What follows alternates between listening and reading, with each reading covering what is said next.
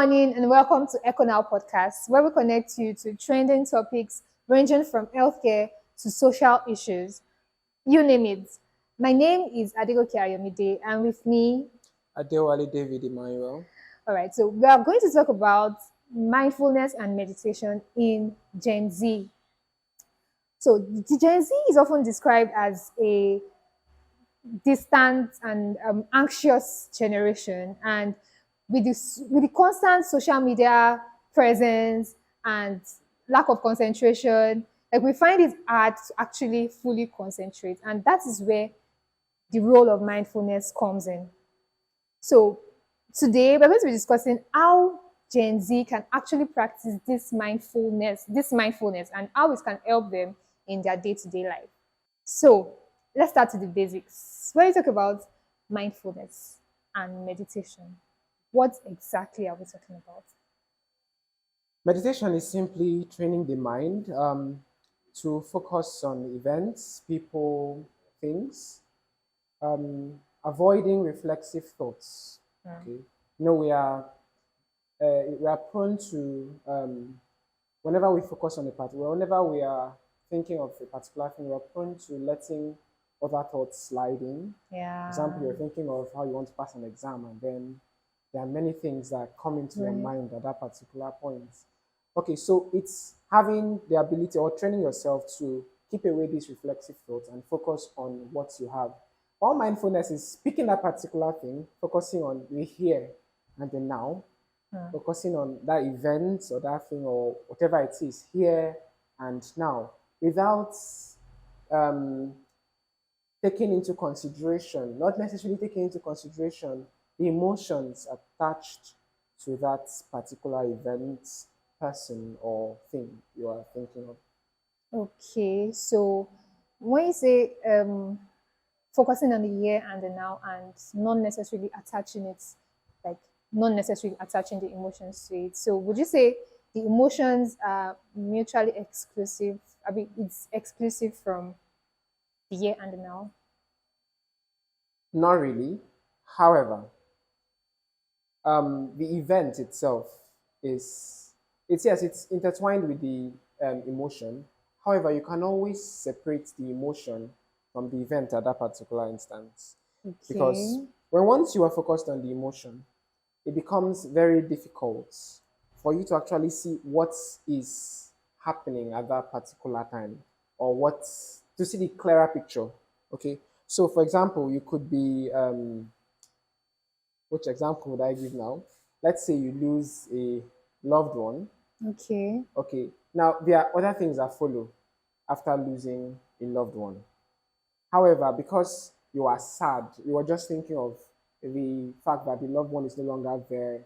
Yes, it's hard to take away the emotion, but then you have to learn to separate what to do next from from the emotion of from feeling sad. Maybe you're getting my Okay. point. So Okay. we need to learn to separate the emotion from the events. Hence, or else rather, we would just be stuck without moving forward or going backward. You're just stuck there with the emotion. The emotion doesn't take you to the next step. Anyway. It's the process or what you intend to do that takes you to the next step. All right. So we should focus on the practicality, the Yes, practical yes, aspects, yes, rather than the emotional exactly. aspect. All right. So do you think mindfulness and meditation, do you think it's underrated? Like looking at our today's society, do you think it's underrated or underhyped? Or what do you think? Yes, it is underrated. It's not overhyped. And the reason it's underrated is simply because of how the general, I call it general knowledge people have about one, yes, the general knowledge people have about mindfulness or meditation. And generally, if you ask someone what meditation is, I think the person would refer to the yoga practice of sitting Yes, down and actually. just breathing in and breathing out. And yes, And while then that putting your may legs be, together. yes, and doing the hug, Exactly. but while that may be, that may be good, it has its own benefits. But we're talking about mindfulness, it's simply taking out every other thing and focusing on a particular thing. The second reason why it's underrated is because of the effects it has. Okay. So it doesn't just have this big effects. This, just blow, the effect just comes out like that. It's rather something that comes, the effects are rather bits Progressive. in bits, yes, in bits, and then at some point you just discover that this is where you are. So it's rather a step by step thing, and this is because the whole journey towards mindfulness is a tough one. So it's not something you just master, you just gain mastery of in one day. Okay, it's something that you have to continue doing, and the more you do it, the better you get at it. Okay, so it's simply because of our perception of mindfulness and meditation, and the fact that we want very big results instantly, and Immediately. that's why we see mindfulness and meditation as something that, or things that don't really aid us in any way. Yes, especially when we are in a rush. Yeah, Like exactly. this our generation actually, we don't have chills, we don't have calm. Like we want something fast, Want to fast, be the fast, fast, fast. first, want to be Exactly. the one with the Like fast, trending fast, news, fast, want to fast, be fast. exactly. So now, can you take us back to when you first of all heard of the word mindfulness and meditation? Like, how did it sound in your ears? What did you think of when you first of all heard mindfulness and meditation? Well, I don't think I heard about mindfulness first. I think I heard about meditation first. And Okay, the first time, yeah, I can recall the first time I heard about meditation was in a church setting. Okay, okay, so it is in my church. I'm a Catholic. We okay. believe in three forms of prayer: the vocal prayer, the meditative prayer, and the contemplative prayer. Okay, so meditation is simply focusing on what's probably you have to meditate on something in the context of definition in the definition in the church. You have to meditate on something. So it could be meditating on a particular chapter in the Bible or a particular verse in the Bible. Okay, you're just focused on that particular thing you are reading at the moment. You are not allowing anything come into your mind. You're just that's all you are doing, and that's meditation.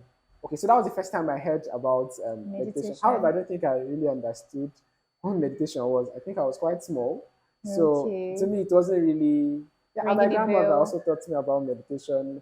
Then I didn't really understand what she was probably what she was saying, but I was just following her actions or what she told me to do. So she'd always tell me whenever you were saying a prayer, you just imagine that you have the picture of Jesus in front of you, or you have Jesus standing in front of you. That was the rationale behind close your eyes to me. So imagine you have Jesus and you are talking to Jesus, and then no other thing should distract you. That was the mindset I had about meditation from that young age. And yes, that proved helpful because actually that's meditation. Sounds very effective. I'm Like, talking to in prayer, I'm talking to Jesus at that point. So definitely I can should be seeing, yes, imagine. having a mental picture of Jesus. The first major would I say where I understood the meaning of meditation and applying it, okay, all this while I've been applying, but I never really understood the meaning, was during my short stay with the Benedictine monks Okay. at Iwuro Monastery in Cross River State. Um, my first, or one of my first sessions was to focus on a particular chapter in the Bible. I think two, no, not one chapter, I think two chapters or three chapters of Genesis. And the monks were very particular about meditation and focusing on that particular chapter and then, writing out what I discovered. They were focused on not letting myself be distracted by other things, what I know, situation or thoughts, anything. And because of the very quiet environment, I don't know if you've been to the monastery, it's a Yeah, that's very, very, very quiet. So trust me, when you go there, you you understand the different meaning to quiet. wow. So it was very quiet, and I sat there for hours, just focused on those chapters, and there were a lot of things I discovered that I never knew or I had never seen in those chapters that I was asked to study. And of course, I was asked to write them down and save them, but I don't have them saved. So that's the problem. So, but meditation generally can help you see a lot of things that you would never see if you were taking the whole issue or taking the issue alongside other All other issues. So things. it's best to isolate that issue and focus on it. And how do you do that? It is when you have a mental picture, only a mental picture of that part, of only that particular thing you're looking at. That's Yeah. the concept of, yes, Focus. you're focused on that particular thing. That's the concept of mindfulness. And you're focused on it, not the past, not what has happened about or what that thing has gone through, or the past of that thing, Yeah. and not the future as well, but rather The the present. present, The what that thing moment. really is at the moment. It's only then you would be able to discover other ways you can go around that particular thing. Okay. So, in a nutshell, meditation is eye opening.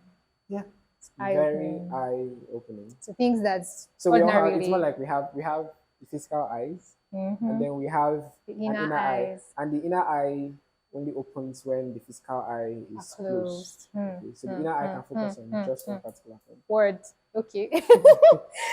Okay. So, what would you say? You said when you went to the sorry, to the Monastery. monastery, that they asked you to write some things down. So, what would you say the role of journaling, of keeping? Should I call it a diary now? Not really, but journaling, writing, keeping up with your everyday activities. What would you say it's? How would you say it plays a role in meditation and mindfulness? There are many ways to solve a problem. Okay. Okay, so let's say there are 1,003 ways to solve a problem. Um, if I focus on that particular issue or a particular thing now, and then I get insights, maybe two or three to that particular thing, and I don't take them down, the next time I'm focused on that particular thing, I may find more ways to solve that issue. However, the ways I discover in the latter may not be as good as those discovered in the former. So how do I recall what I've discovered, or what I had discovered? So that's where journaling comes in. Okay. So once you discover an idea, it's best you take it down. And another important advantage of that is it helps you not to focus on trying to retain what you already have. Let's say I'm trying to solve a coding problem. Okay. Okay, and I'm focused on that coding problem. And there are many ways, or there are many combination of data structures I can use. I don't know if I say that, I hope I'm not getting confused with Just data structures. Okay, there are many ways I could use I to have a solve picture. that particular problem. Okay. And at that moment, I discover one out of the many ways. Now, the tendency, okay, me going back into meditation, there's this tendency that I'm still trying to retain what I've already discovered, trying as much as possible not to forget what I've discovered. And this impedes my ability to focus on that same problem because it's already a distraction. So that's good. That's mindfulness, being mindful about that particular issue. That's good. That good thing I've discovered in turn becomes a distraction So because another I thing had not taken it down. Process of me taking it down helps me to, I can just at that point take it out of my head because I know that I can always make reference to to what it. I have taken down. So not all good opportunities, not all bright ideas come twice. Yes. Another So word. Yes, we should be keeping this in. I should actually have a journal here writing these things down. Continue. I don't know. Okay, so not all bright ideas come more than once. Twice. Yeah, come twice. So it could be Okay. that that particular moment, because every time you look at an object or a particular thing, definitely you look at it differently. Yeah. So there's a very large possibility that you may not see what you had seen the first time. So basically, journaling helps you clear your mind Yep. of all those, like it removes your what you the ideas you've gained from meditation. When you write it down, it clears it from Yeah. your head so that you have Yeah. Space to. headroom Okay. Yes. for more other. Okay. Exactly. All right. So currently, we know that Gen Zs we are juggling a lot. Many people say Gen Zs are lazy. But in truth, in reality, we know that right now, especially in our economy, we have people going to school and at the same time they have side hustles. Like we have people that they are juggling too many things at the same time. So how can you say that? How can we tell them to navigate? What's the easiest way to navigate mindfulness, to be mindful without feeling like it's boring them down, it's drowning them? First of all, Gen Zs are not lazy. Thank you. Okay. Thank you very much. They are the most energetic generation, unless maybe the Gen Alphas and the Gen Betas will be more Uh-huh. energetic than the Gen Zs. But for now, the Gen Zs are the most energetic generation I know of. And we have Gen Zs that are very successful. Okay, I think of recent I heard that the founder of OP is a very young person, and I'm hoping I don't know, maybe he's a millennial, but he's definitely close to the Gen Z age. But there are Gen Zs that are doing things out there. There are a lot of Gen Zs. Why are these Gen Zs different from other or the majority of the Gen Zs? So, with energy, with a lot of energy, comes a greater tendency to be distracted. That's one thing. The major issue with the Gen Zs, or most of the Gen Zs, is they don't have a purpose. Because the Gen Zs don't have, or most of these Gen Zs don't have a purpose. They don't have where to channel that energy into. And there's no path. There's no pathway because there's no purpose. Okay, because if you have a purpose, then definitely you have a path to that purpose. Focus on. But because there's no path, you can't even define what a distraction is. Because at that point, if you have a path, a distraction is anything that's not on that path. And then definitely you would, or the person in question, or the Gen Z in question, would not pay attention to that. But because there's no purpose and there is no path, every path becomes appealing.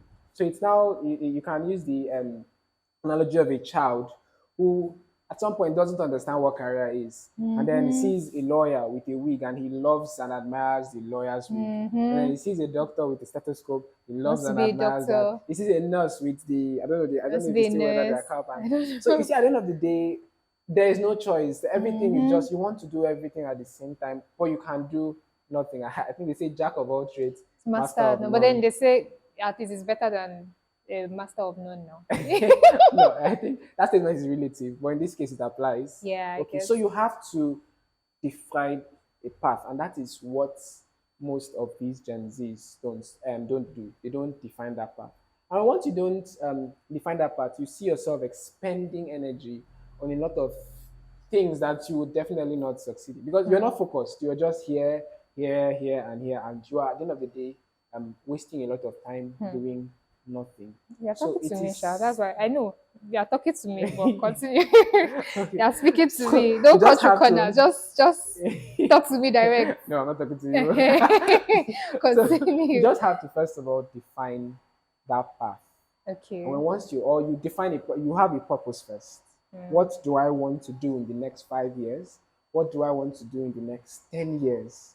And because I know what I want to do in the next 5, 10 years, the next thing is how do I get to where I want to be or what I want to do in the next 5 to 10 years? That becomes the path. And because I now know the path, I can now channel my energy into this particular thing. And so I'm no longer path hopping, okay? Jumping from one thing to the So other another thing and thing. all that. So I now, and no matter how long, because my mind is there, no matter how long it takes, I'm willing to achieve